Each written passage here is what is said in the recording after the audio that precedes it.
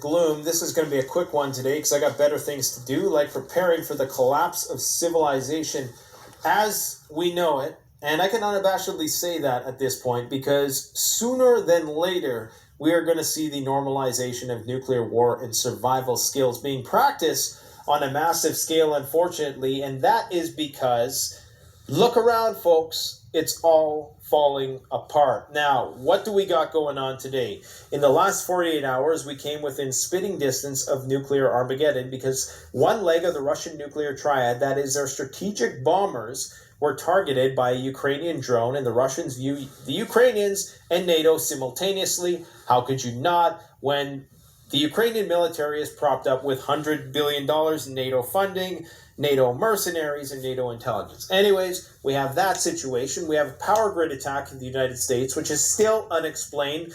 There has been some speculation about the cause of that, although no evidence has been provided. It's still quite possibly something state-sponsored or terrorist-related that's not of a domestic terrorism sort. We have Ukrainians, according to an NGO, are going to be in the dark, and it's going to be a humanitarian disaster by Christmas time. We have 700 tanks supposedly being moved to Poland and Romania. Take that one with a grain of salt. This is the information I am getting. Oftentimes, the information from this source turns out to be correct just a few days later. We have the U.S. military tripling their ammunition production. Nothing to see there. We have more attacks today on Russian military bases, at Kursk and Bryansk. We have UK Trident submarines, those nuclear ones, the ones with nuclear missiles. They have set new records for their longest ever patrols. How great is that?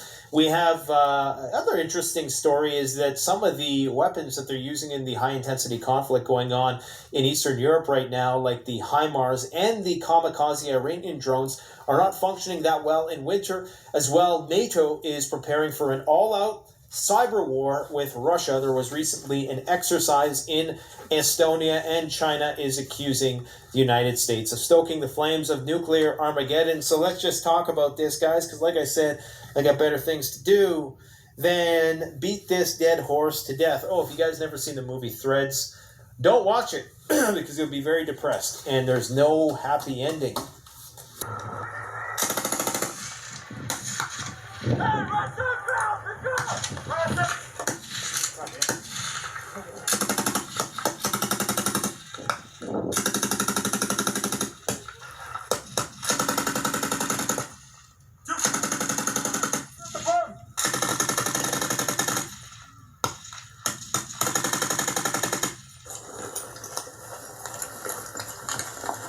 Go back, run.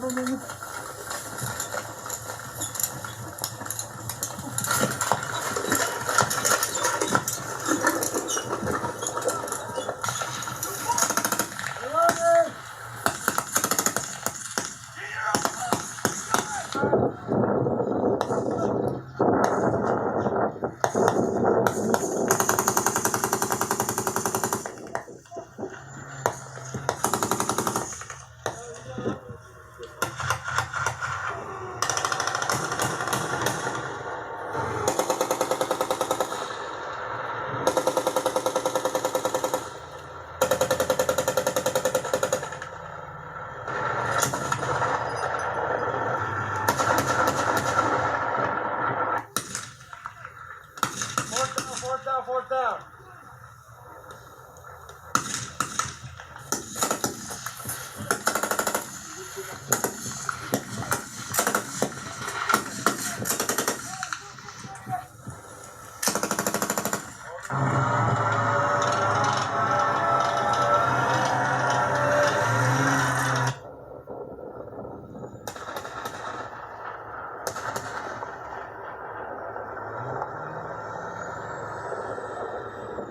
He just bounded. Oh.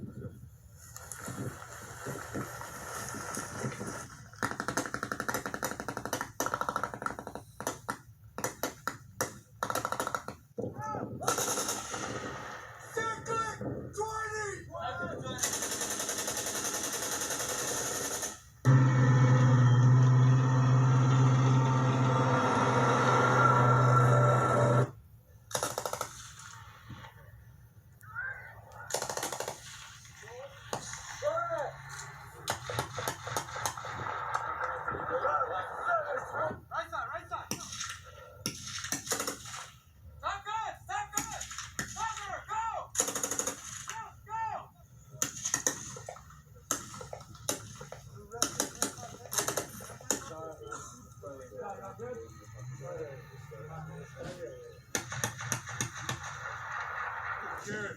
Phase 1. Good call.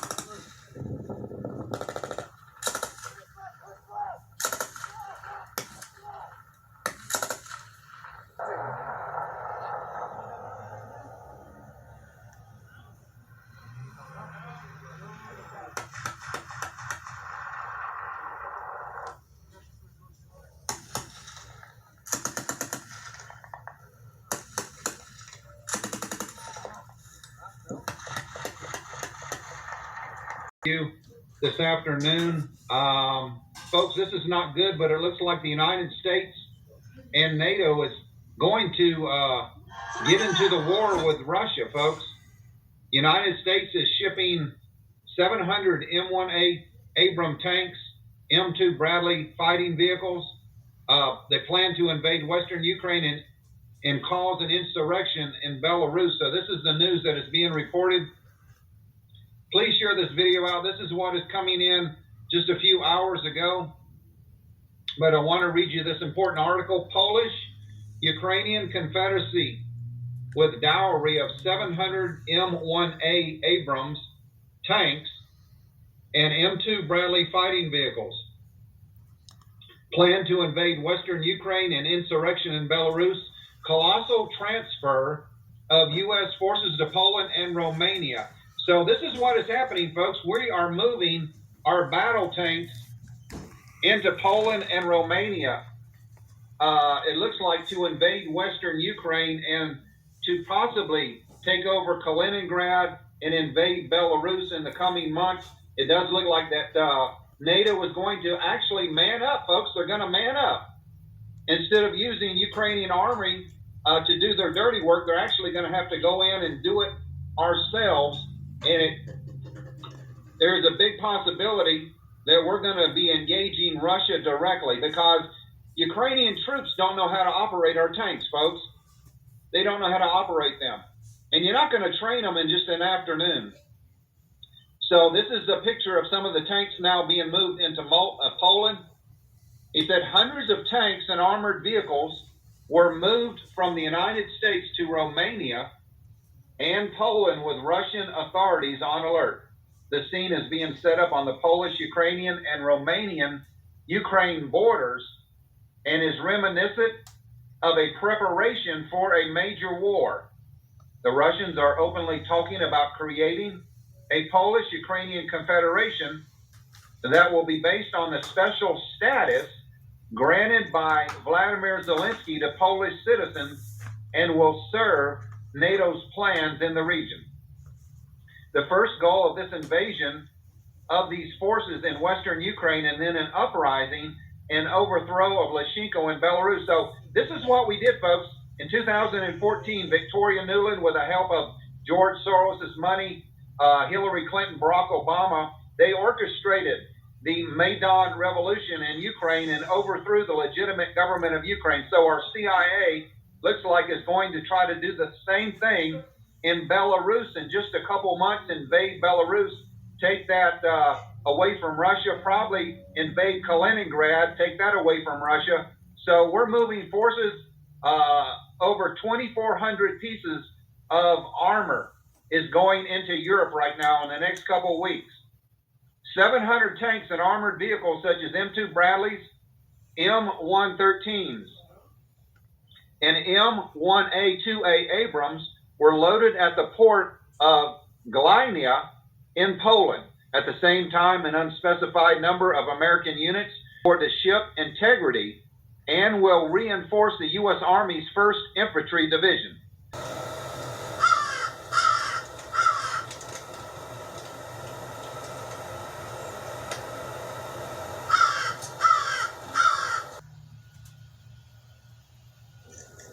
A third Russian airfield was on fire on Tuesday from a drone strike. Russian media released footage of what they said was the aftermath of the alleged attack on the Kursk region airfield. The governor said an oil storage tank there had been set ablaze, but there were no casualties. It comes a day after Ukraine demonstrated an apparent new ability to penetrate hundreds of miles deep into Russian airspace with attacks on 2 Russia air bases. And on Tuesday prompted Britain's defense ministry to say if Russia assesses the incidents were deliberate, it will probably consider them as some of the most strategically significant failures of force protection since its invasion of Ukraine. Russia confirmed it had been hit by what it said were Soviet-era drones at Engels Air Base, 600 kilometers from the nearest Ukrainian territory. Ukrainian presidential advisor Oleksiy Arestovich said it was the only base Russia has that is fully equipped for the giant bombers Russia has used in attacks on Ukraine's energy grid. And in Ryazan, just a few hours' drive from Moscow, Kiev did not directly claim responsibility for the strikes. It never does with attacks inside Russia, but celebrated them. The New York Times, citing a senior Ukrainian official, said the drones involved in Monday's attacks were launched from Ukrainian territory, and at least one of the strikes was made in the help of special forces close to the base. Russian commentators said on social media that if Ukraine could strike that far inside Russia, it might also be able to hit Moscow. Russia responded to Monday's attacks with missile strikes across Ukraine, destroying homes and knocking out power. Kremlin spokesperson Dmitry Peskov said on Tuesday that it can agree with the United States about the need for lasting peace in Ukraine, but played down the prospect of negotiations until it achieves the goals of its special military operation. That as Ukrainian President Volodymyr Zelensky visited troops close to front lines in the eastern Donbas region to mark the country's Armed Forces Day. I know that our troops, especially in the east, are the strongest because it is the most difficult situation in the east.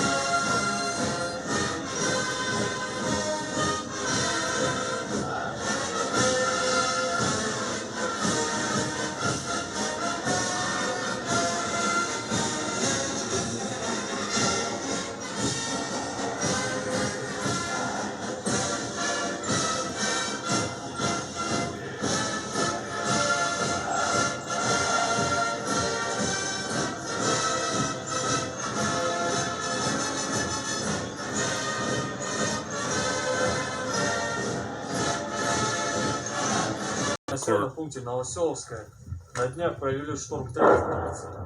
И буквально остается зачистить крайние дома 4 улицы. В данный момент работаем с АГС, также проводится работа с минометом 120-го.